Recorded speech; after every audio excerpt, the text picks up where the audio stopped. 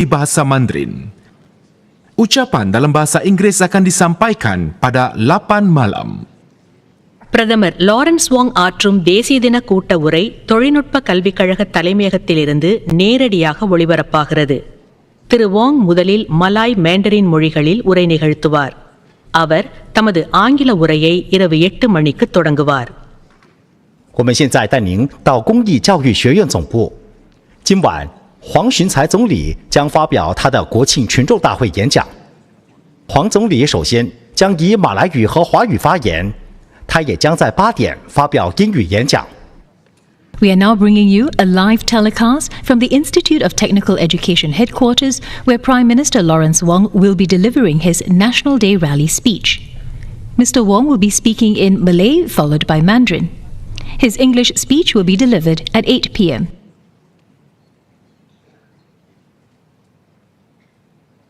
Ladies and gentlemen, the Prime Minister.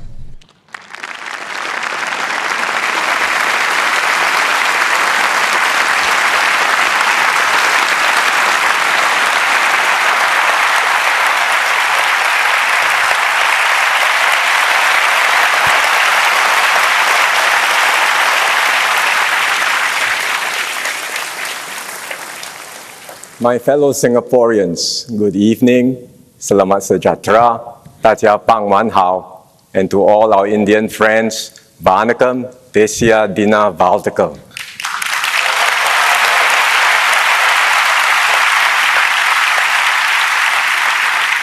I want to welcome all of you at ITE College Central and also everyone watching from home for this year's National Day rally. My first as your Prime Minister.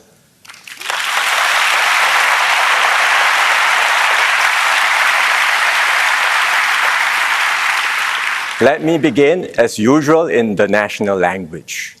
Saudara-saudari sekalian. My fellow Singaporeans, tonight I am happy to be speaking to you in Malay at my first National Day rally speech. Yang pertama ini.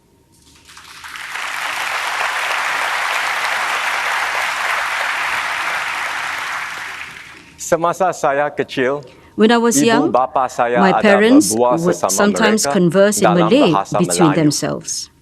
My dad was from Ipoh, and my mom from Kampung Amber here. So I am familiar with the language. But I did not manage to learn Malay properly. However, I am diligently learning it now.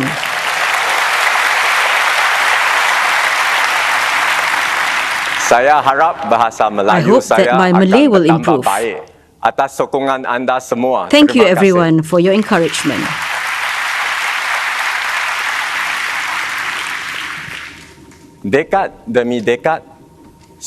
Over the decades, I have seen the Malay community make significant progress, in tandem with Singapore's own progress. I sometimes meet my Malay friends from the same schools I was in, Haig Boys dan Tiketek. They have done well and their children have grown up. Now among the younger Malays, I see even more who are well educated and who have distinguished themselves in their respective fields. I am even more heartened that they not only excel in their careers, they are also active in the community through MQ and other Malay Muslim organizations. I always enjoy spending time engaging our Malay youth and leaders. Recently, I had lunch with some of them to listen to their aspirations and hopes for the future. Some are pursuing exciting business opportunities, like Hafiz Kasman. This is he. He is the co-founder of an edtech startup which broke into the Indonesian market. Seorang lagi ialah Dr. Muhammad Najat. Another is Dr. Muhammad Najat, a scientist at a biotechnology company which developed the first made-in-Singapore COVID test kit. Dr. Najat will be helping his company expand in Saudi Arabia. Kita tahu kejayaan ada banyak definisi. Success has many definitions, and we celebrate all of them. Saya sebagai peminat muzik, As someone passionate about music, I was inspired by Nabila Jalal's story. Nabila was the first Singaporean Malay to study at the Royal College of Music in London. She has set up a music school and provides arts education to underprivileged youth. Speaking of female leaders, I also want to highlight Guy Ghazali, the first female senior president of the Sharia court. Her professional excellence and community efforts mark a significant milestone in the legal profession. She has paved the way for future generations of female leaders. They are all role models for the Malay Muslim community and also Singapore. We are proud of the achievements of these outstanding young individuals. Well done.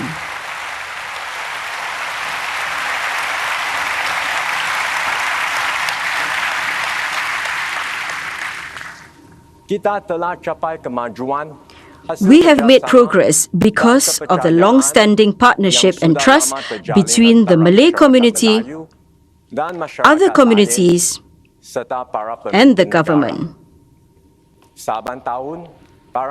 Over the years, the Malay Muslim leaders have worked closely with all our prime ministers, Mr. Lee Kuan Yew, Mr. Goh Chok Tong, and Mr. Lee Hsien Loong on many issues.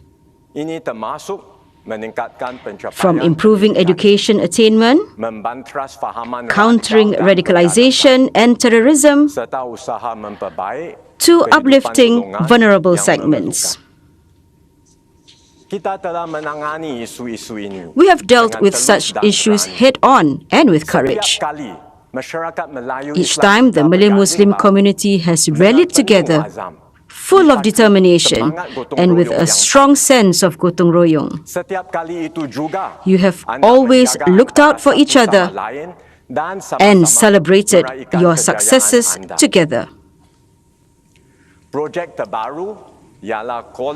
Our newest project is the Singapore College of Islamic Studies. It will nurture our future Singapore Islamic leaders. I will share more details when ready.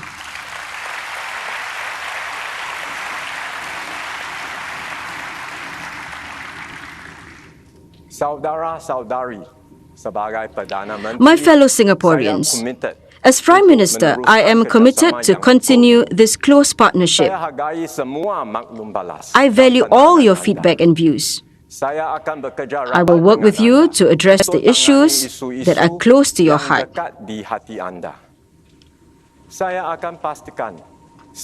I will ensure that everyone in the Malay Muslim community benefits from our nation's progress and is able to play a full role in shaping our nation's future. I will support you in your efforts to build a Malay Muslim community that is modern and progressive while still maintaining your distinctive customs and way of life. I will continue with our engagements and ensure our Malay Muslim community continues to make progress. Together with our Malay Muslim ministers, MPs and community leaders, I will work with you to realize our vision, the vision of a community of success. Thank you.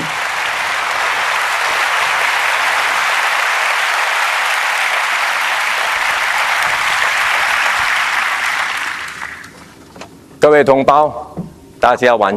evening, fellow Singaporeans. This is the first time I am delivering the National Day rally as Prime Minister. However, this is not the first time I'm involved in the National Day rally. Around 20 years ago, when I was still the principal private secretary to former Prime Minister Lee Hsien Loong, I often helped him with his speeches. Look at that.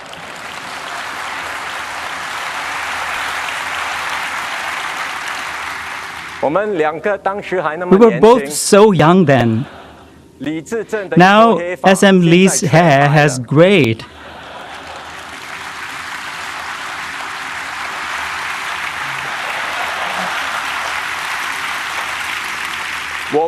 I don't know when mine will be turning gray, but I'm mentally prepared for it. Compared to working behind the scenes, it feels very different standing before everyone today. Personally, transitioning from the public service to politics and taking on the role of a minister was a very big change. However, the biggest change was when I transitioned from Deputy Prime Minister to take over as Prime Minister. In the past, I managed a ministry. Now, I lead the entire government and our country. I know this is a very heavy responsibility. I will do my best to fulfill my responsibilities and not let you down.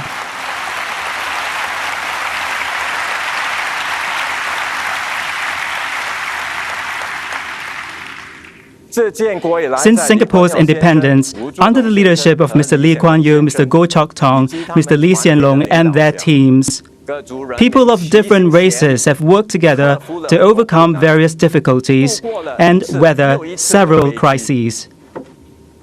We were able to achieve this because of the mutual trust between the government and the people. This is a very precious relationship which we must preserve, regardless of how the world may change. I thank our seniors for their sacrifices and contributions. Their lives were difficult in those days, but they still did their best to take care of their families and the next generation. My mother is from the pioneer generation. Like many other seniors, she lived through the Japanese occupation and the early challenging years of our nation building. She had to work from a very young age to supplement the family's income. At that time, my mother's family still favored boys over girls. As a result, she nearly missed the opportunity to go to school. It was only because she persevered that she was able to study and eventually become a teacher. Having been through those difficult times, my mother has always been very frugal with money. Even after the family's income stabilized, she refused to hire a helper. She raised my brother and me while she worked full-time. She's over 80 years old now, but she still insists on doing everything on her own. Such self-reliance and resilience are the hallmarks of that generation. They never gave up when faced with difficulties. Whenever I meet senior residents during my community visits, I am heartened by their positive attitude. One example is Madam Liao Niet Kun, a 78-year-old resident in Limbang. She's very active, often leading residents in the community for morning exercises. She is also very independent. She will do grocery shopping on her own and help take her grandchildren to school. Madam Liao often organizes gatherings, inviting her neighbors to foster good relationships in the community.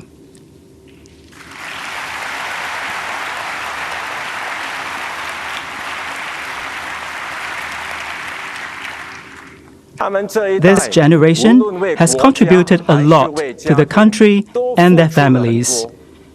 The government launched the Pioneer and Merdeka generation packages to help them retire with peace of mind.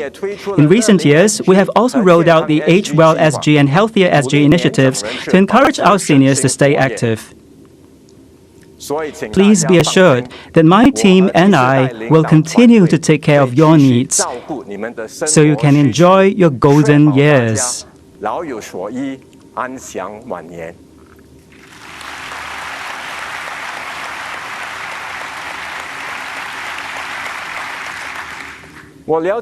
I understand you are concerned about the rising cost of living. Many countries are facing inflation. The reasons are complex. They include regional conflicts around the world in various regions and the global supply chain disruptions. We cannot control these external factors. However, we can try to provide some relief to help everyone cope with rising living expenses. Recently, we disbursed a new round of CDC vouchers. We also provided support such as the SNCC and utility rebates. We will continue to provide more support when necessary to lighten everyone's burden. I understand that many small and medium-sized enterprises are very concerned about the rise in business costs. While we cannot avoid the impact of external factors, the government can simplify compliance and regulatory processes to reduce business costs. I will explain this further in my English speech. At the same time, the government will do its best to help businesses restructure and transform so they may seize new opportunities that come their way. For instance, Heng Fo Tong Medical Hall in Bukit Batok. This traditional Chinese medicinal shop began operations in 1957 and is now managed by the third generation of the family. Look at this photo. The child, Zheng Xiang, is the third-generation son of the family. With the government's help, they used digital technology to set up a website and leveraged online platforms to expand overseas. These strategies brought in new customers and helped increase their revenue. In the past few years, the government has promoted the use of e-payments. We have achieved good progress on this. We can see more shops and hawkers adopting e-payments like Pay Now. With a quick scan on the mobile phone, customers can make payments. Hawkers enjoy both greater convenience and accuracy in tracking the revenue. Successful business transformation is dependent on effective employee training. Hence, I hope employers can take the initiative to upgrade their employees' skills. The government will provide assistance through Skills Future. Unions will also lend their full support. As long as employers, unions, and the government work together, coupled with the efforts of employees, Singaporeans will be able to keep upgrading their skills and secure good job opportunities.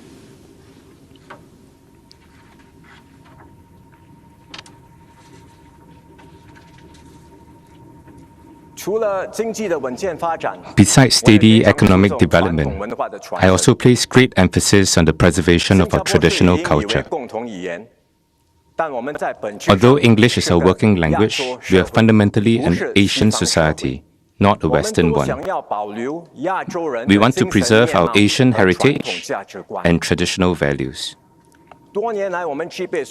For many years, our bilingual and bicultural edge has enabled us to draw the best from both Eastern and Western traditions. It has also allowed us to connect with countries from both the East and the West. This is why we have been able to maintain our unique competitiveness over the years.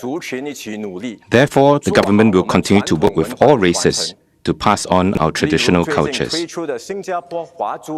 An example is the recent launch of Culturepedia, which chronicles the unique features and developments of the Singapore Chinese cultures in both Chinese and English. I understand that the Chinese community is very concerned about the standard of Mandarin in Singapore. Many Singaporeans mainly speak English at home, including me. My father grew up in Malaysia, while my mother grew up in a Malay kampong here. So they did not speak Mandarin. Growing up, I too did not have the opportunity to speak Mandarin at home. I only began learning Chinese in school. This is why I had to put in a lot more effort to learn Chinese. Some of my classmates used to tease me for being jiakantang or westernized. Nobody expected it, but I scored A1 for my O-level Chinese.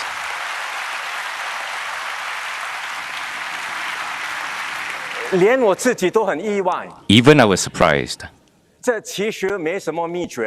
There was actually no secret sauce to my performance. I did well by resorting to rote memorization. Granted, it may not necessarily be the best way to learn a language, but it still provided me with some Chinese. After graduating from JC, I went to the US for further studies and did not have many opportunities to use Mandarin. After entering politics, I needed to communicate with Chinese Singaporeans in Mandarin. Thankfully, my hard work in school paid off, allowing me to apply what I have learned in daily life. My Mandarin has also improved over time. My experience is not unique. During my visits to China, I met several young Singaporeans who graduated from schools known to be more English-speaking. They included business executives, journalists, diplomats, and professionals. They seldom spoke Mandarin at home. However, they have built their bilingual foundation in school. After they started working in China, they very quickly became fluent in Mandarin. Clearly, our bilingual policy is very important. I hope more young parents can use Mandarin at home so that we can maintain our bilingual edge. My commitment is that the government will continue to support the cultivation of bilingual capability and encourage Chinese Singaporeans to speak Chinese from young. Today, primary 3 and 4 students can take higher Chinese language or HCL in several non-SAP schools, resulting in an increase in the number of primary school students taking HCL. Currently, if students wish to take HCL in secondary schools, their PSLE overall score must meet a certain standard. However, some do not meet this standard, but do very well in Chinese. I think we should provide them with an opportunity to build on their strength. Therefore, we will make a policy adjustment so that all students who are strong in Chinese can take higher Chinese from secondary 1.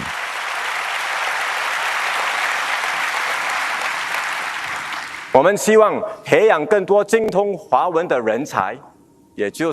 hope to nurture more Singaporeans who are proficient in the Chinese language. In other words, more Singaporeans who are strong in not only English but also Chinese.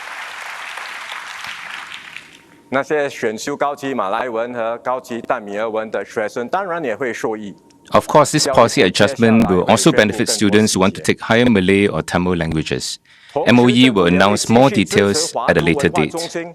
At the same time, the government will continue to support the Singapore Chinese Cultural Centre, our clans, trade associations, the Chinese media and other groups to actively promote our Chinese culture. Since entering politics, I have been interacting regularly with the Chinese community. For example, I visited the Singapore Federation of Chinese Clans and Association and met its council members over Teochew porridge. I also celebrated Chinese New Year at the River Hongbao and attended other events with the Chinese community. I cherish every opportunity for such gatherings as it allows me to better understand the Chinese community. My team and I will continue to support the Chinese community and its development. We will always stand by you. I strongly believe that as long as we work together, our culture can be passed on to future generations to become even more vibrant and diverse. In fact, Singapore's rich multiculturalism is like a plate of Hainanese chicken curry rice. The dish combines Western fried pork chop with Nyonya curry chicken, Indian curry spices, and finish with a serving of Chinese braised gravy. Such a unique dish can only be found in our inclusive and multicultural society. This is a dish enjoyed by many. Hence, I have specially arranged for Hainanese curry rice to be served at the buffet later.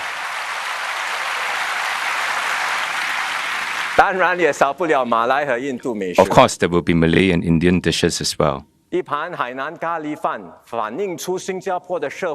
Hainanese curry rice is a reflection of Singapore's unique society. Our various races each have their own vibrant culture, yet we are inclusive and united. This is what made Singapore what it is today. So long as we maintain this spirit, we can overcome any difficulty or challenge that comes our way. Moving forward as one, we will build a more dynamic nation and a better Singapore together. Thank you very much.